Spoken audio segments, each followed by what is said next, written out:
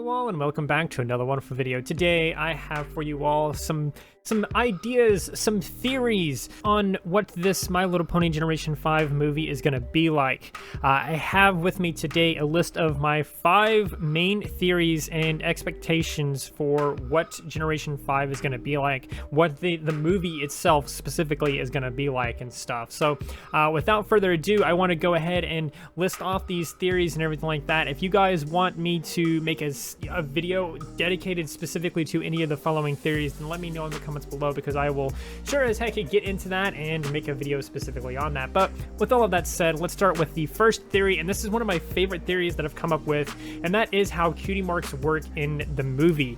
I have this in my head because of how the cutie marks were handled in, you know, all the promotional material, and how even in a lot of the GIFs and a lot of the pictures and promotional material and everything like that, it seems to handle how cutie marks are. It seems like the cutie marks just aren't there in some images and then are in others, and it's a weird thing, and I've been thinking about it for a while, and I think that cutie marks may only appear on the character during very specific times. It's not like how it was in the previous generation where you unlock your cutie mark by doing this thing that you're meant to do or whatever like that, and then it's just always on your body or whatever like that. I feel like somewhere along the lines something has changed about cutie marks. Maybe it has something to do with the loss of magic or something like that, but I feel like the cutie mark only appears during very specific times, and those specific times may be something like you're doing something that involves your destiny. For example, Pip is a singer and everything like that, and that's what she's really passionate about, and that's what her cutie mark is themed around. Perhaps her destiny is involved in being this famous musician or this famous singer or something like that, and whenever she sings or something like that, maybe her cutie mark appears for the duration of her singing or something like that, because she gets really into it, really passionate about it and things like that, and thus it appears. And then once she stops or once something happens, the cutie mark will disappear and no longer be visible on her body until she continues to sing or do something else involving her destiny. So I think that's kind of how cutie marks might possibly work in the movie, and I think it would be really interesting to see, especially since the movie could, you know, start out with, you know, no one having cutie marks or anything like that, and as the movie progresses and things like that, you can see how people are kind of doing specific things to get their mark, and it's like this big thing. They're like, oh my god, what are you, or whatever, and they kind of freak out about it because it's not a normal thing or something. So I think that could be a very interesting thing. It might not happen and it might not be the case, but it would be really interesting if it is the case. But that's just my first theory on this little list here. So let's move on to the second idea that I have for Generation 5 and the movie. I think in the movie, Izzy, that character is not going to have her memory. Something's going to happen. We might not get to see what happened to her or anything like that, but she's not going to have her memory. She's going to wander into Maritime Bay, as the description of the movie says. She wanders in there, and it opens up all of this stuff. That's basically how it seems like it's going to start. She's going to wander there. She's an outsider to everything, and that's what they're going to use to sort of explain things to the audience, because it's a very classic thing. You see it in basically every single show. There's always one character who is not very knowledgeable about how things work, and the main characters explain it to that character so that they can explain it to the audience. I feel like Izzy is going to be that character. She's not going to have her memory for whatever reason. Perhaps she was lost at sea and she washes up on the beach or something like that. Perhaps she is picked up by a sailor. Maybe Hitch is even the sailor or something like that, and he picks her up or whatever and brings her there, and they ask her questions and she doesn't know who she is or what's going on or anything like that. Perhaps she only knows her name because of a friendship bracelet on her wrist or something like that. But I digress. I just think that Izzy is not going to have her memory at all. She's not going to know who she is or what's going on.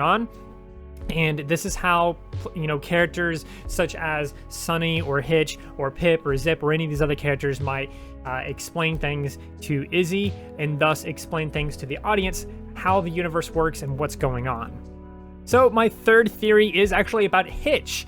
Now, I think that Hitch might be a sheriff, but I feel like his calling, the thing that he wants to do is be an explorer and like this protector or something like this great adventurer, basically. I feel like his character is going to be this whole explorer / sheriff kind of character, and he will end up joining Sunny on her adventure and stuff like that with Izzy at the cost of his own job. I feel like that's what he's going to do, and then as he does this is going to create tension later on in the movie, perhaps, where he is very upset about something and he's like, I gave up, you know, my job and I gave up my life for this.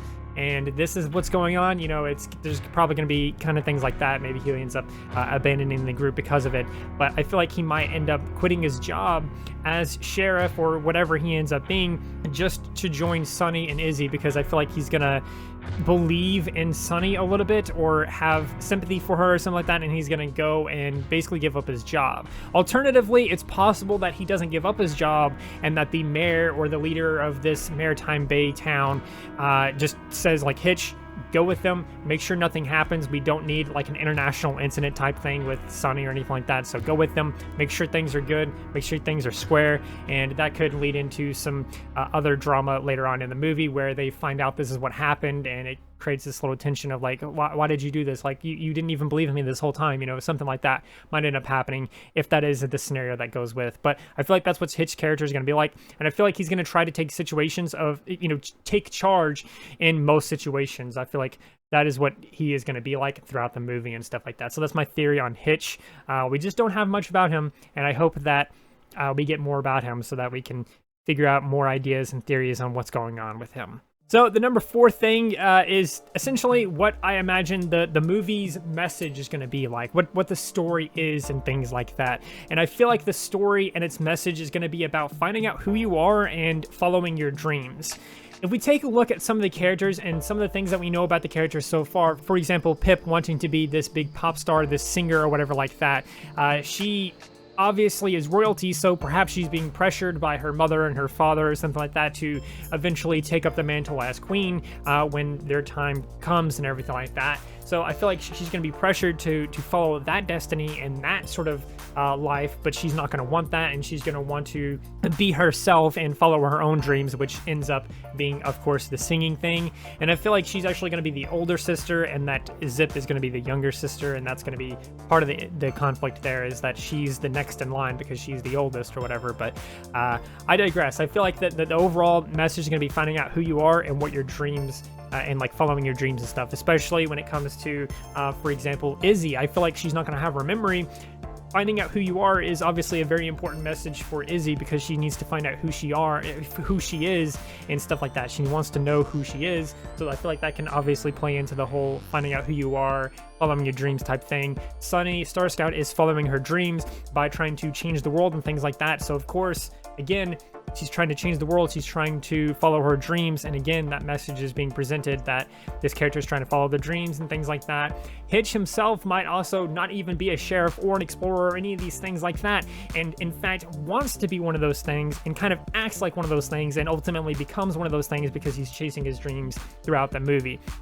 So you can see where there's a lot of these characters in the movie, and the characters that we know so far, it seems like they might just be trying to follow their own dreams and finding out who they are and stuff like that. So, you know, that seems to what the message is going to be like. So expect to probably see that hammered down your throat a lot in the movie when it comes out, because I feel like they're definitely leaning towards that. I could be wrong, of course, but that is my main big theory on what the story is going to be like. I feel like it's going to follow that kind of message. So let's move on to the last theory that I have here. And this one's a very small one, a very short one, but it kind of explains what happened to Generation 4 and all the main cast.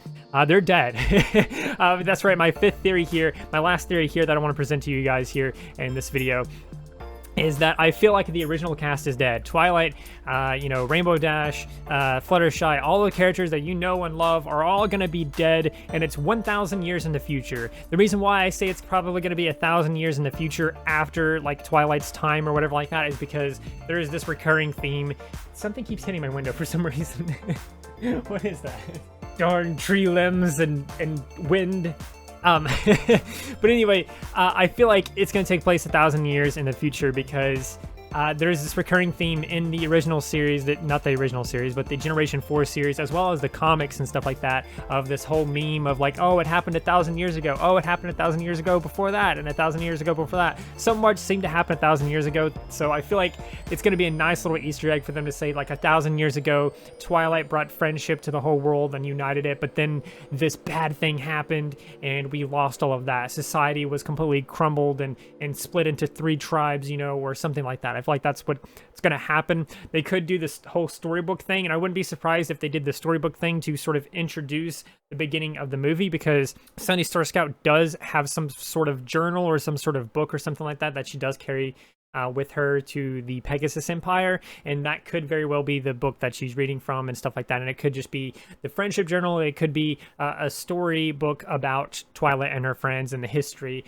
of what happened and stuff like that. So that pretty much does it.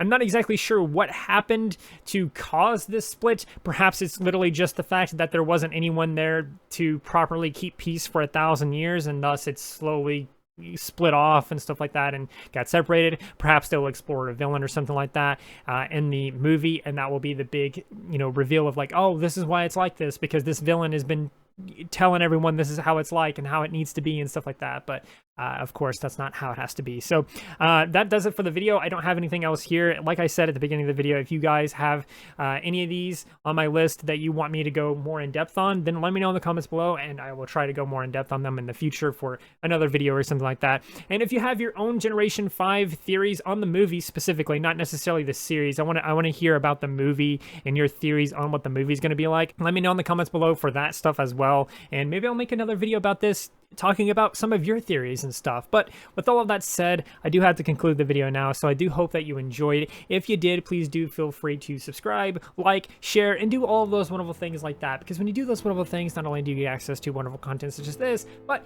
you also get to become wonderful yourself, and I think we all want that. So do those wonderful things, and until next time, stay wonderful.